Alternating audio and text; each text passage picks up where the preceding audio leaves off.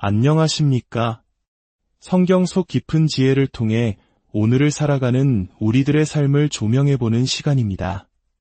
잠시 시간을 내어 이 메시지가 여러분의 마음에 울림을 준다면 구독과 좋아요를 통해 이 빛이 더 많은 이들에게 닿을 수 있도록 도와주시길 바랍니다. 여러분의 작은 손길이 누군가에게는 큰 위로와 희망의 불씨가 될 수 있습니다. 이 영상을 보시는 모든 분들의 삶에 하나님의 크신 은혜와 평강이 함께하시기를 기도합니다. 우리는 때로 광활한 우주 속에서 인간이라는 존재가 얼마나 작은지, 그리고 우리의 삶이 어떤 의미를 갖는지 깊이 생각하곤 합니다. 그런데 성경은 우리의 삶이 단순히 이 땅 위에서 벌어지는 개인적인 이야기가 아니라 보이지 않는 영적인 세계, 즉 천사들의 세계까지 아우르는 거대한 드라마의 일부라고 이야기합니다.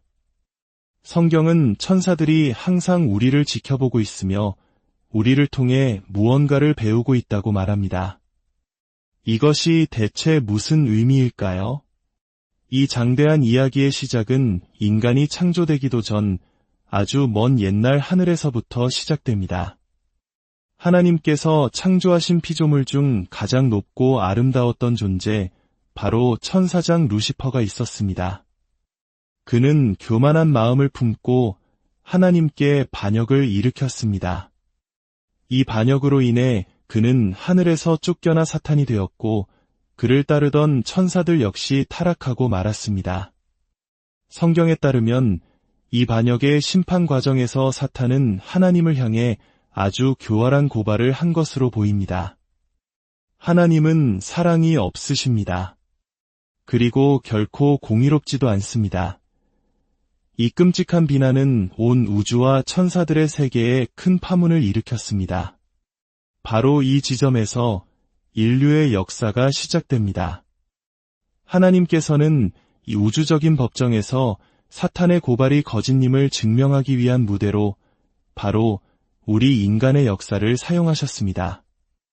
인간 역시 사탄의 유혹에 넘어가 하나님께 불순종하고 타락했을 때 하나님께서는 당신의 사랑과 공의를 증명할 가장 확실한 계획을 실행에 옮기셨습니다.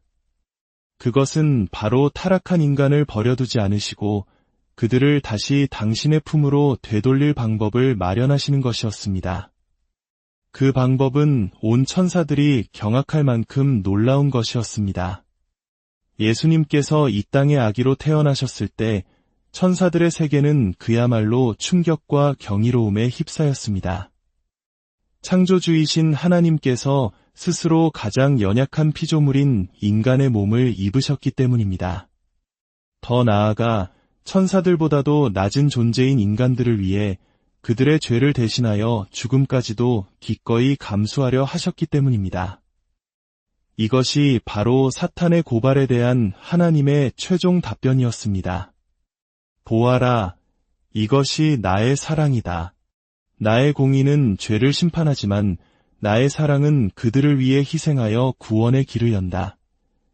그리고 오늘날 우리 중 한 사람이 예수 그리스도께서 십자가에서 이루신 용서의 선물을 받아들일 때마다 우리는 온 우주를 향해 선포하는 것입니다. 사탄은 틀렸습니다. 하나님은 참으로 공의로우시며 우리의 이해를 초월할 만큼 사랑이 많으신 분입니다. 어떤 이들은 이렇게 물을지도 모릅니다. 왜 우리가 이 거대한 드라마의 일부가 되어야 하는가? 왜 이 모든 과정이 필요한가? 하지만 하나님께서는 우리에게 놀라운 보상을 약속하셨습니다. 그것은 우리가 구원받아 장차 천사들보다 더 높은 존재가 될 것이라는 약속입니다. 이것이 바로 요한복음 3장 16절의 위대한 선포가 의미하는 바입니다. 하나님이 세상을 이처럼 사랑하사 독생자를 주셨으니 이는 그를 믿는 자마다 멸망하지 않고 영생을 얻게 하려 하심이라. 여기서 멸망한다는 말은 단순히 존재가 사라지는 것을 의미하지 않습니다. 그것은 영원한 파멸, 완전한 망가짐, 하나님과의 영원한 단절을 의미합니다. 하나님께서는 우리 중 누구도 그런 비참한 결말을 맞이하기를 원치 않으십니다. 그래서 영원한 생명을 선물로 주신 것입니다. 과거에 한 청년이 저에게 이메일로 이런 질문을 한 적이 있습니다. 왜 꼭 믿어야만 구원을 받습니까? 하나님이 그토록 우리를 사랑하신다면 그냥 모든 사람을 구원해 주시면 안 되는 건가요? 예수님께서는 바로 그 질문에 대한 답을 오늘 우리가 살펴볼 요한복음 말씀 속에서 명확하게 설명해 주고 계십니다. 요한복음 3장 17절 말씀을 보겠습니다. 하나님이 그 아들을 세상에 보내신 것은 세상을 심판하려 하심이 아니요 그로 말미암아 세상이 구원을 받게 하려 하심이라. 이 말씀을 이해하기 위해서는 당시 유대인들의 생각을 알아야 합니다. 그들은 로마의 압제로부터 자신들을 해방시켜줄 강력한 정치적, 군사적 메시아를 기다리고 있었습니다. 그들이 기대한 메시아는 세상을 심판하고 악인들을 멸하며 이스라엘을 세계의 중심으로 세울 정복자였습니다. 하지만 예수님은 니고데모와 같은 당대의 지도자에게 분명히 말씀하십니다. 내가 온 것은 너희가 기대하는 그런 심판을 위해서가 아니다. 나는 세상을 구원하기 위해 왔다. 메시아의 첫 번째 오심은 심판이 아닌 구원을 위한 것이었습니다. 이것은 이미 구약의 이사야 선지자를 통해 예언된 것이었습니다. 이사야 49장에는 장차 오실 메시아가 단지 이스라엘의 회복만을 위한 것이 아니라 이방의 빛이 되어 땅끝까지 하나님의 구원을 전파할 것이라고 기록되어 있습니다. 예수님의 사명은 특정 민족을 넘어 온 인류를 향한 것이었습니다. 이제 이 이야기의 가장 중요한 핵심으로 들어가 보겠습니다. 바로 요한복음 3장 18절입니다. 이 구절은 인류가 결코 용서받을 수 없는 유일한 죄가 무엇인지 명확하게 보여줍니다. 그를 믿는 자는 심판을 받지 아니하는 것이요 믿지 아니하는 자는 하나님의 독생자의 이름을 믿지 아니하므로 벌써 심판을 받은 것이니라. 이 말씀을 깊이 묵상해 보십시오. 많은 사람들이 용서받지 못할 죄가 무엇인지 궁금해합니다. 어떤 끔찍한 행동이나 신성모독적인 말을 떠올리기도 합니다. 하지만 성경이 말하는 유일하게 용서받지 못할 죄는 바로 믿지 않는 것 그 자체입니다. 왜 그럴까요? 예수님을 믿는 사람은 결코 심판대에 서지 않을 것입니다.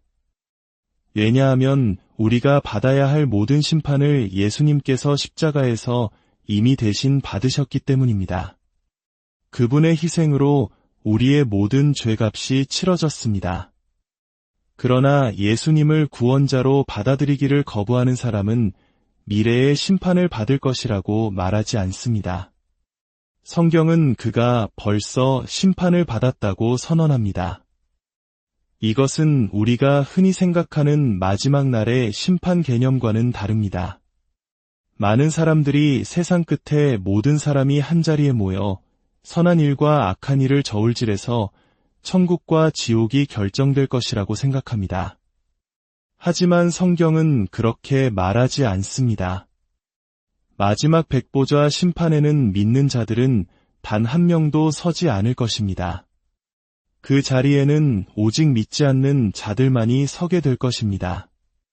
그리고 그 심판의 목적은 그들의 행위가 구원받기에 충분했는지를 평가하는 것이 아닙니다. 오히려 그들의 어떤 선한 행위로도 결코 스스로를 구원할 수 없었음을 명백히 보여주고 그들에게 거저 주어졌던 유일한 구원의 길, 즉 예수 그리스도의 선물을 거절했음을 확인하는 자리가 될 것입니다. 한 사람이 예수님을 믿지 않은 채 죽음을 맞이한다면 그의 운명은 그 순간 결정되는 것이 아닙니다. 그의 운명은 이 땅에서 살아있는 동안 예수님을 거부하기로 선택했을 때 이미 정해진 것입니다. 물론 우리는 살아있는 동안 언제든지 그 심판을 뒤집을 수 있습니다. 바로 예수님을 믿음으로 받아들이는 것입니다. 우리가 심판을 받는 이유는 우리가 악한 일을 해서가 아닙니다. 근본적인 이유는 하나님의 독생자의 이름을 믿지 않았기 때문입니다. 어떤 이들은 성령을 회방하는 죄에 대해 이야기합니다. 성령 회방죄 역시 이와 같은 맥락입니다. 성령님께서 하시는 가장 중요한 일은 예수 그리스도께서 우리를 위해 죽으셨다는 사실을 증언하시는 것입니다. 따라서 성령을 회방한다는 것은 그 증언을 거부하고 끝까지 마음을 닫는 것을 의미합니다.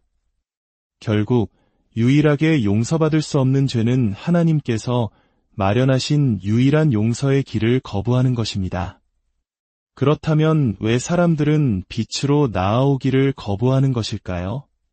19절에서 21절은 그 이유를 설명합니다. 그 정죄는 이것이니 곧 빛이 세상에 왔으되 사람들이 자기 행위가 악함으로 빛보다 어둠을 더 사랑한 것이니라. 악을 행하는 자마다 빛을 미워하여 빛으로 오지 아니하나니 이는 그 행위가 드러날까 하며 진리를 따르는 자는 빛으로 오나니 이는 그 행위가 하나님 안에서 행한 것임을 나타내려 함이라. 예수 그리스도를 믿기 위해 우리에게는 먼저 깨달음이 필요합니다. 바로 우리 스스로의 힘으로는 결코 하나님의 완전한 기준에 도달할 수 없다는 사실을 인정하는 것입니다. 우리는 타락했고 하나님과 분리되었으며 우리의 어떤 노력이나 선행으로도 그 관계를 회복할 수 없다는 것을 깨달아야 합니다. 그리고 그 절망의 자리에서 비로소 우리는 깨닫게 됩니다. 아, 내가 더 이상 하나님으로부터 도망칠 필요가 없구나. 어둠 속에 숨을 필요가 없구나. 나는 죄인이지만 하나님께서는 더 이상 나에게 분노하지 않으신다. 나의 모든 죄에 대한 하나님의 진노는 이미 예수님께서 모두 짊어지셨구나. 이것을 깨닫는 것이 바로 회개입니다. 회개는 단순히 잘못을 뉘우치는 감정을 넘어선 방향의 전환입니다. 어둠 속에서 하나님을 피해 도망치던 발걸음을 돌려 빛이신 그분께로 나아가는 것입니다. 그리고 이렇게 고백하는 것입니다. 주님, 저는 자격이 없습니다. 하지만 주님께서 저를 위해 마련해 주신 용서의 선물을 믿음으로 받습니다. 제 삶의 주인으로 주님을 모십니다. 이야기는 세례 요한의 모습으로 이어집니다. 예수님의 인기가 날로 높아지는 것을 본 그의 제자들이 시기하는 마음으로 그에게 찾아옵니다.